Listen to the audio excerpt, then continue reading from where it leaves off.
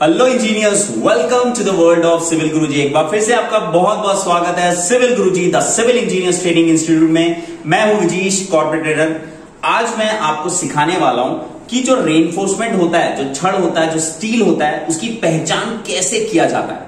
लेकिन उससे पहले एक वैल्यूएबल इंफॉर्मेशन आपको देने जा रहा हूं कि 1 अप्रैल से हमारी नई बैच स्टार्ट हो रही है। अगर आप सीखना चाहते हैं ना पूरा बीबीएस कि किस तरीके से एक प्रोजेक्ट का पूरा बार बेंडिंग शेड्यूल कैलकुलेट किया जाता है, और सिर्फ बीबीएस नहीं, उसी के साथ आप सीखना चाहते हैं कि एक सिविल इंजीनियर का एक घर बनाने में कहां कहां योगदान होता है, तो आप ज्वाइन कर सकते हैं सिविल गुरुजी, जिसके लिए आपको कॉल करना होगा 9522181234 पे। अगली बैच स्टार्ट होने वाली है कब? 1 अप्रैल से। देर मत करें, लिमिटेड सीट्स अवेलेबल है, तुरंत रजिस्ट्रेशन करें, तुरंत कॉल करें 9522181234 पे। चलिए back to the video. Topic को आगे बढ़ाते हुए बात करते हैं बीबीएस के बारे में। तो मैं यहां पे आपको डिटेल बताने वाला हूं types of reinforcement, actually steel के ग्रेड्स के बारे में, और वहीं से हम शुरुआत करते हुए समझेंगे कि किस तरीके से एक रेनफोर्समेंट की पहचान किया जाता है। तो भाई स्टील ग्रेड्स, तो स्टील ग्रेड्स में सबसे पहले एक ग्रेड आपने सुना ही होगा FE250। क्या सबने सुना है इंजीनियर्स? FE250 सुना है सबने? अब आपने इस तरीके की रेनफोर्समेंट देखी होगी जिसमें सिर्फ प्लेन बार कहलाती है। इसको हम एक दूसरा नाम भी देते हैं, प्लेन बार बोलते हैं इसको, प्लेन बार। ठीक है, इसमें कहीं पे भी कोई धारी नहीं होती, कोई लक्स नहीं, कोई रिप्स नहीं होता इसमें। तो आपको FE250 इसको बोला जाता है, और जनरली हम इसको नाम से डिनोट करते हैं क्या? Mild steel. सबको पता है ये MS माइल्ड स्टील। तो ये आपको देखने मिलेगा ओके स्टील के ग्रेड्स में। बढ़िया। अब ये इस तरीके के पहला हो गया। अब दूसरे बात करते हैं दूसरे ग्रेड की। तो आपको एक बार इस तरीके से मिलेगा जिसमें आपको रिप्स मिलेंगे, रिप्स इस तरीके से रिप्स मिलेगा। ठीक है, ये बार को हम देखेंगे भी अभी। देखिए मैं आपको दिखाता हूं। प्लेन बार तो मेरे पास अभी नहीं है, क्योंकि प्लेन बार क्या है ना, अब ऑब्सलीट कर दिया गया है प्लेन बार को। प्लेन बार अब जनरली यूज नहीं किया जाता। ठीक है, तो जैसे आप देख पा रहे हैं यहाँ पे, आई होप आपको ये विजिबल होगा, और मैंने यहाँ पे पूरा बुफे लगा के रखा हुआ है। ये डायमीटर के हिसाब से मैंने पूरा एक बुफे लगा के रखा हुआ है। देखिए आप सबके लिए कि किस तरीके से ये जो डायमीटर है वो अलग अलग डायमीटर्स में आते हैं, जो रेनफोर्समेंट उसके बारे में, और रिप्स एंड लग्स को हम बहुत आसानी से पहचान सकते हैं। तो गाइस यहाँ पे जो मैंने आपको बनाया ना, यहाँ पे देखिए ये जो बनाया मैंने, रिप्स जो होती है ना, बेसिकली ये जो पसलियां होती है ना हमारी, दैट इज कॉल्ड रिप्स। तो यहाँ पे एग्जैक्टली जो आपको यहाँ पे दिख रहा है ना, ये देखिए ये जो धारियां दिख रही है, that is called rips. Okay, तो ये जो हो गया, अगर ये आपकी कंसिडर हो रही है, मतलब ये आपको दिख रहा है, विजुलाइज हो रहा है बॉन्डिंग के लिए, इसको क्यों दिया जा रहा है? इंट्रोड्यूस किया गया। पहले पुराने जमाने में प्लेन बार यूज कर रहे थे, उसमें क्या होता है ना, ग्रिपिंग पावर अच्छी नहीं होती थी, उसको मॉडिफाई करके ये बनाया गया कि उसमें रिप्स दिया गया। ठीक है, इससे क्या होता है, ग्रिपिंग जो हो रही है कॉन्क्रीट के साथ, जो बॉन्डिंग हो रही है, जो पकड़ हो रही है, वो अच्छी हो रही है। ठीक, और इसके साथ साथ एक और चीज इंट्रोड्यूस किया गया। क्या चीज इंट्रोड्यूस किया गया? कि यहां पे एक धारी आपको और दिखेगी, इसको क्या बोलते हैं गाइस? क्या बोलते हैं? लग्स। ठीक है, अब मैं यहां पे और अच्छे से डिनोट कर देता हूं। ये देखिए यहां पे जो इस तरीके से आपको दिख रहा है, इसको क्या बोल रहा हूं मैं? Rips, lips. और ये जो रेड कलर सा क्या कहला रहा है? लग्स। ठीक है, रिप्स एंड लग्स। क्लियर है क्या सबको? ठीक है, तो हमेशा आपको एक चीज ध्यान रखना है, किसको मोड़ना है। अगर मान लो बार को बेंड कर रहे हो, तो किस डायरेक्शन से मुड़ेगा ये, किस डायरेक्शन से मुड़ेगा? क्वेश्चन पूछ रहा हूं मैं। थोड़ा सा मैं एक जो बेंड किया गया रॉड है उसको आपके सामने दिखा रहा हूं। देखिए यहां पे एक आपको स्टीरअप दिख रहा हो। ठीक है, तो ध्यान से अगर ऑब्जर्व करेंगे तो इसमें शायद ये आपको ना दिख पाए अच्छे से, लेकिन मैं आपको यहां बताना चाहूंगा कि यहां पे जो लक्स वाला पोर्शन है, ठीक है, वहां से आप नहीं मुड़ेंगे, मतलब आपको मोड़ना है हमेशा रिप्स वाले डायरेक्शन से। क्लियर है क्या? क्योंकि वो उस तरफ से ही आपको बहुत अच्छे से फ्लेक्सिबल तरीके से आप मोड़ सकते हैं। मैं जो सिनेरियो बताने जा रहा हूं वो ये है कि आप जब रेनफोर्समेंट बेंड करवाते हैं कभी भी, तो आपको ध्यान रखना है कि जो बेंड होता है वो यहां से ऐसा बेंड नहीं होगा। देखिए यहां पे जो रिप्स दिख रहा है, ये लग्स दिख रहा है, इस तरीके से बेंड नहीं होगा, वो यहां से इस तरीके से बेंड होगा। ठीक है, क्लियर है गाइस? आप लोगों को क्लियर है क्या बोल रहा मैंने? ठीक है, यहां से आप बेंड करवाएंगे, इस तरीके से नहीं। ठीक, ओके। तो अब क्या है ना, FE250 पुराना हो चुका है, ठीक। ये जो आया है FE415, ये भी एक्चुअली पुराना ही है, लेकिन FE415 HYSD बास बोला जाता है इसको। क्लियर है, ये पढ़ चुके अपन HYSD, high yield strength deformed बास, ठीक है। एक कंपनी आपने सुना, TMT सुना होगा, TMT thermo mechanically treated bars, है ना, एक्चुअली ये होता है। तो FE415 और FE500, FE550 ये सब आता है। तो गाइस पहले इंट्रोड्यूस हुआ माइल्ड स्टील प्लेन बार, एकदम सिंपल। उसके बाद इंट्रोड्यूस हुआ, आप देख रहे हो सिर्फ रिप्स वाला इंट्रोड्यूस हुआ। फिर उसके बाद इंट्रोड्यूस हुआ लक्स, ठीक है, इस तरीके से हुआ। और इसके कॉम्बिनेशंस में आने लगे, फिर कॉम्बिनेशन में आने लगा। और 415, 500, 550 और भी ये ग्रेड्स में आपको ये सारा चीज मिलता है। और प्लेन बार को अब यूज नहीं किया जाता। यहां तक क्लियर है सबको, ठीक है। अब जैसे इसकी पहचान करने के लिए, जैसे बार का जो डायामीटर है ना, वो उसकी पहचान कैसे होती है। फॉर एग्जांपल के तौर पे यहां पे जो बुफे लगा हुआ है, ये देखिए यहां पे जो लगा हुआ है, इसमें सबसे पहले जो लेफ्ट कॉर्नर में दिख रहा है, वो उसका डाया कितना हो सकता है, देख के बता सकते हैं क्या। थोड़ा सा मुश्किल होता है शुरू में देख के बताना, लेकिन हम अगर अभी हमने मेजर किया हुआ है, जस्ट आपने मेजर किया, तो ये सबसे पहली वाली जो रेनफोर्समेंट है कितने डाया की थी, 8 mm की, ठीक है। एक्चुअली क्या होता है कि यहाँ पे मेंशन किया जाता है, ठीक है, यहाँ पे मेंशन किया जाता है कि वो HYSD ग्रेड है, उसी के साथ 500 डिफॉर्म्ड बार है, या फिर 550 या 415, तो यहाँ पे मेंशन हुआ रहेगा। क्लियर है सबको, ठीक है। उसके साथ यहाँ डाया भी मेंशन होता है कि ये 12 mm का है, कि 8 mm का है, कि 16 mm का। तो ये रेनफोर्समेंट तो 8 mm का है। उसी के साथ यहाँ पे दूसरा जो है रेनफोर्समेंट कितने का है, 10 mm। तो यहाँ पे फिलहाल तो छोटा सा पीस है, इसलिए यहाँ पे दिख रहा नहीं है।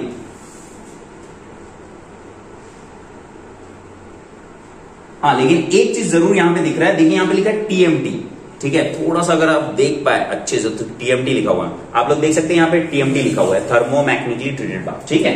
गाइस आगे बढ़ते हैं, चलिए बढ़िया।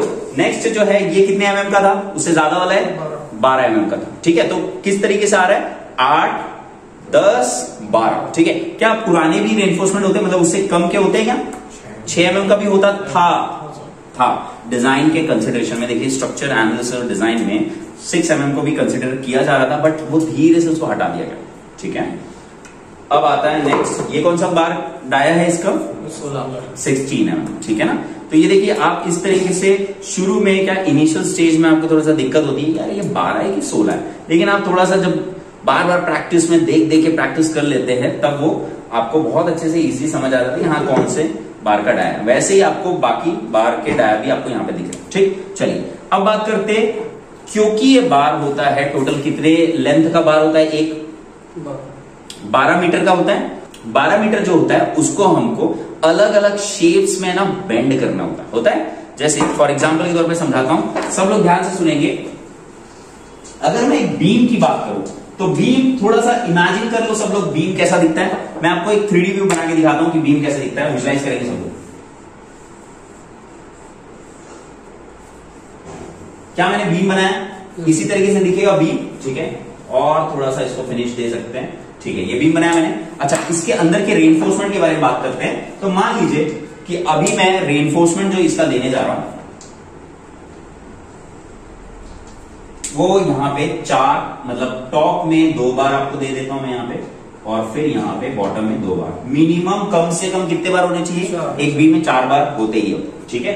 और इसको थोड़ा सा एक्सटेंड कर देते हैं ऐसा, सेम इसको भी एक्सटेंड कर देते हैं ऐसा, इसको भी एक्सटेंड कर देते हैं यहां तक, और इसको भी एक्सटेंड कर देते हैं, ठीक है। तो थोड़ा सा विजुलाइज करने की कोशिश करेंगे। और अब आपने देखे ये बार, ये जो बार्स है ये टाइट तो होंगे ना, कहीं ना कहीं बांधा तो जाएगा, हवा में तो नहीं रहेंगे। तो बांधने के लिए एक नया यहां से इस तरीके से आ गया, ये क्या कहलाता है, इसको क्या बोलते हैं, स्टीरअप्स, जो मैं आपको यहां पे शो कर रहा था। ये देखो गाइस, ये है स्टीरअप कहलाता है, ठीक है। हम इसको टाइज भी बोल सकते हैं, हम इसको शियर रेनफोर्समेंट भी बोल सकते हैं, हम इसको बाइंडर्स भी बोल सकते हैं, बहुत सारे नाम है इसके, ठीक है। कोई भी नाम लो, लेकिन शियर रेनफोर्समेंट जो नाम है ना, ये एक्चुअल टेक्निकल नेम है, शियर रेनफोर्समेंट। क्यों एक्चुअली इसका नाम ऐसा क्यों दिया गया, पता है क्या आप लोगों को, कोई बता सकता है? Exactly, excellent answer. Shear reinforcement, ठीक है। जो शियर रेनफोर्समेंट जो होता है ना, जैसे ये बीम है, इमेजिन करो ये बीम, तो इसमें क्या होता है ना, शियर फोर्स डेवलप होता है, तो एक दूसरे को फाड़ने की कोशिश करते हैं, 45 डिग्री में ज्यादा फाड़ने की कोशिश करते हैं। तो क्या है ना, ये बाइंडर्स जो होते हैं, जो टाइज होते हैं, वो उसको सपोर्ट करते हैं। बाइंड करने का तो काम, पकड़ने का काम तो करते हैं, लेकिन वो सेकेंडरी काम है। पहला काम क्या है इसका, इसको शियर को रेसिस्ट करने का काम। वेरी गुड, ठीक है। तो ये जो दिख रहा है इस तरीके से दिख रहा है, क्लियर है क्या? अब आपने आज जो कैलकुलेशन सीखा है, ऑलरेडी आप सीख चुके हैं कैलकुलेशन कैसे करते हैं। एक बार क्विक रिवीजन लेंगे फास्ट, कि अगर आपको इसका कैलकुलेशन करना है ये, तो ये कौन सा स्टीरअप कहलाएगा, पहले तो ये बता दो। हाँ, स्क्वायर बोल सकता हूँ या रेक्टेंगल बोल सकता हूँ, ठीक है। आपको यहाँ पे देखो, ये जो मेरे को समझ आ रहा है, ये कॉलम का है ना, कॉलम का, ठीक है। ये कॉलम का स्टीरअप लग रहा है, जिसका साइज 200 बाई 200 होगा, ठीक है, 200 बाई 200 लगभग। तो अगर मैं एक यहाँ पे डिटेल बनाऊं कि आपको एक फेस दे रहा हूं मैं, ये कौन सा फेस है, ये कंक्रीट का फेस मैंने अपनी बनाया, ठीक है। कंक्रीट के फेस के अंदर मैं आपको यहां पे एक, ये देखिए इस तरीके से रेनफोर्समेंट आपको मैं ऐसा दिखा रहा हूं, ठीक है। ये क्या बनाया मैंने, स्टीरअप्स, एकदम क्लियर है। और यहां पे मेन बार मैं यहां पे बना दिया, ये देखो ये मेन बार, ये क्लियर है क्या, ये मेन बार, ठीक। तो हमें अगर कटिंग लेंथ निकालना है, किसका कटिंग लेंथ, इसका कटिंग लेंथ मतलब क्या, आसान भाषा में देखो, ये जो बार दिख रही है, इस तरीके से जो बांधा गया है, ये पूरा पहले खोल दो इसको, पहले खोल दिया तो ऐसा दिख रहा था, सीधा था, और सीधा था, फिर इसको मोड़ने के बाद ये ऐसा शेप में आया। तो ये जो बार थी 12 मीटर की, इमेजिन को 12 मीटर की थी, तो काटना तो पड़ेगा ना भाई, तभी तो मोड़ पाएंगे डिजायर शेप में। तो कटिंग लेंथ आपको कैलकुलेट करना है, ठीक है। तो कटिंग लेंथ हम कैसे कैलकुलेट करते हैं, ड्राइंग से देख के। तो ये ड्राइंग रेडी है हमारे पास, ड्राइंग से मैंने देखा, आपके पास ड्राइंग्स दिया गया है, कल से अपन वो दूसरी टाइप की ड्राइंग्स और देखने वाले हैं। तो ड्राइंग्स की मदद से मैंने इसकी पूरी कटिंग लेंथ कैलकुलेट किया, ठीक। तो गाइस एक छोटा सा टेंशन देंगे यहाँ पे, कि अगर इसका साइज मैं रख दूं 200 mm, इसका साइज मैं यहां से ले रहा हूं 200 mm, ठीक है, इजी आसान। तो आपको पता है अगर ये कॉलम है, तो कॉलम में कवर कैसे देते हैं, चलिए कवर भी देख लेते हैं। देखिए ये जो दिख रहा है आपके सामने, क्या कहलाता है ये, कवर ब्लॉक, बहुत बढ़िया। इसमें सिर्फ एक ही कवर डिस्टेंस नहीं दे सकते, अलग अलग कवर डिस्टेंस दे सकते हैं। जैसे आप यहाँ पे ध्यान से देखेंगे 25 mm लिखा हुआ है, आप इधर देखेंगे 20 लिखा हुआ है, इस तरफ देखेंगे 50 लिखा हुआ है, तो इसको बोलते हैं मल्टी कवर ब्लॉक। क्या बोलते हैं, मल्टी कवर ब्लॉक। एक ही कवर ब्लॉक से एक ही कवर ब्लॉक मंगाओ साइट में, और उस मल्टीपल जगह लगा लो, अलग अलग जगह, ठीक है। तो कॉलम में कैसे लगेगा, कॉलम में लगेगा 40 mm की तरफ से, देखो 40 दिख रहा है ना, जब भी लगता है कॉलम में लगा रहे हो तो 40 mm, तो 40 छुप जाएगा। बात समझ आई कैसा, जो लगा रहे हो, जैसे बीम में लगा रहे हो तो 25 mm, तो 25 छुप जाएगा, 25 वाला जो दिख रहा है वो छुप जाएगा, बाकी उस तरीके से रखते हैं, ठीक। तो 40 mm जो दिख रहा है, अगर मैं ऐसे रखूं तो ये सही है, ऐसा, ठीक है क्या, क्लियर है क्या, समझ में आया, ठीक है। हाँ, तो अब 40 mm का कवर, तो भाई कवर यहाँ पे बना देते हैं। ये देखिए कवर मैंने यहाँ पे बना दिया, चारों तरफ कवर लगता है क्या, हाँ या ना, बिल्कुल भाई, अलग अलग तरीके से थोड़ा सा इमेजिन करो कॉलम को, तो अलग अलग तरीके से साइड बाय साइड में कॉलम कवर ब्लॉक्स हम लगा सकते हैं, ठीक है। तो अगर इसका मेरे को कैलकुलेशन करना है तो बहुत आसान है, एकदम सिंपल है क्या, ठीक है। अगर मेरे को कटिंग लाइन दिखानी है, एक और चीज, ये अंदर वाले स्टीरअप को मैं यहां पे फिर से बना रहा हूं, देखना इधर, यहां से स्टार्ट किया मैंने ऐसा, फिर इस तरीके से जाके ये ऐसा हुआ, क्या ऐसा ही बनता है, ठीक है, क्लियर हुआ, ठीक है। तो रेनफोर्समेंट बना कैसे, पहले 135 ऐसा, फिर स्ट्रेट, फिर इस तरफ, फिर ऊपर, फिर यहां से 135। कई लोग है ना इसको ऐसे सोचते हैं कि ये अलग है, ये अलग है, ऐसे करके, ऐसा नहीं है बिल्कुल। आप देख पा रहे हैं यहां से कि एक ही बार है, उसको डिजायर शेप में इस तरीके से और इस तरीके से डाला गया। अच्छा, सबको पता है कि ये क्या कहलाता है, क्या बोलते हैं इसको, हुक, है ना, बांधना, हुक, लॉक करना। तो ये जो पोर्शन कहलाता है हुक कहलाता है, हुक, ठीक है। हम लेग भी बोल सकते हैं इसको, लेग भी बोल सकते हैं, ठीक है। तो ये लेग भी आपको कहलाता है। तो बेसिकली एक वर्ड आपने सुना होगा, टू लेग स्टीरअप, सुना है क्या आपने, टू लेग स्टीरअप सुना है सबने, टू लेग। तो टू लेग, अब समझना टू लेग किसको बोल रहा है, ये देखो, एक लेग वन लेग, और इसी के जस्ट पीछे आपको ये जो दिख पा रहा है उसको बोलते हैं दूसरा। मतलब एक स्टीरअप जब भी होगा, एक स्टीरअप उसमें आपको 2 लेग मिल जाएगा, मिलेगा कि नहीं? ठीक है, तो एक स्टीरअप में आपको 2 लेग मिलेगा। लेकिन अगर मैं आपका चेंज कर दिया मैंने ड्राइंग, ये लो ड्राइंग बदल गई। अब इसमें ध्यान से देखना, देखो इस ड्राइंग को देखो, ठीक है, यहां पे आपको एक लेग दिख रहा है और एक दूसरा लेग दिख रहा है, और वेरएस ऊपर में भी 2 लेग दिख रहे हैं आपको, एक एक, तो कितना लेग हो गई? Total 4 leg स्टीरअप्स। समझ आ गया क्या? ठीक है, तो इस तरीके से चेंज होते हैं। मैंने आपको कुछ ड्राइंग दिया हुआ है ना व्हाट्सएप में, उसको आप अच्छे से देखेंगे, उसमें देखना 8 लेग आपको दिख रहा होगा, ठीक है, और भी ज्यादा लेग्स आपको दिख रहे हैं, तो उसकी स्टडी करो और जो आपको आज पढ़ाया गया उसकी प्रैक्टिस करना, ठीक? ये क्लियर? तो अगर मेरे को कटिंग लेंथ निकालना है तो बहुत आसान है, सिंपल है। कैसे निकलेगा? अगर सेंटर टू सेंटर में लेना चाहूं तो ये डिस्टेंस और ये डिस्टेंस, अगर मैं इसको मान लेता हूं ए डिस्टेंस, इसको मान लेता हूं बी डिस्टेंस, तो फॉर्मूला बनता है क्या? क्या फॉर्मूला बनता है? अगर एक स्क्वायर बोल रहा हूं मैं तो क्या हो गया? 2 इंटू ए प्लस बी। अच्छा, अब देखो ये भी 200 है, ये भी 200 है, तो अगर मैं इसको ए ले रहा हूं तो ये भी डिस्टेंस ए ही कहलाएगा, है ना? कहने का होता है ए कहलाएगा। मतलब अगर ए ए ए ए 4 ए हो गया, ए प्लस ए प्लस ए प्लस ए, तो टोटल डायरेक्ट लिख सकता हूं 4a। क्लियर है क्या कहना चाह रहा हूं मैं? ठीक है, तो टोटल डिस्टेंस है 200, है 200 डिस्टेंस, तो 200 डिस्टेंस में से दोनों कवर को माइनस किया मैंने, है कि नहीं?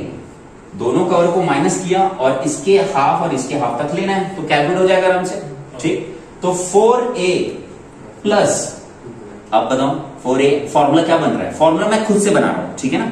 4a हो गया प्लस क्या बन गया फॉर्मूला? Hook length. ये देखो ये आपका हुक हो गया, दोनों हो गया कि नहीं? तो क्या हो जाएगा formula? 2 into hook 12 times of D, होगा कि नहीं? हाँ या ना? होगा, क्योंकि ये भी तो कोई ना कोई लेंथ है ना। अगर 135 में ये बेंड होती है, अच्छा एक चीज ध्यान देंगे सभी, ये जो है कितने में बेंड है? 90 डिग्री। ये बार यहां से आई आई आई और बेंड ऐसे हो रही है। एंगल कहां से दिखते हैं? लेकिन ये देखो यहां से ना, ध्यान देना, ये लाइन यहां पे बनाओ, एक इमेजिनरी लाइन बनाओ, और ये जो एंगल बना ये आपका, ये देखिए ये इमेजिनरी लाइन है, तो एंगल यहां पे नीचे बन रहा है ना यहाँ पे, तो ये 90 डिग्री है। क्लियर है? ठीक, वैसे ही 135 भी होता है, तो ये 135 डिग्री में बेंड है कि नहीं?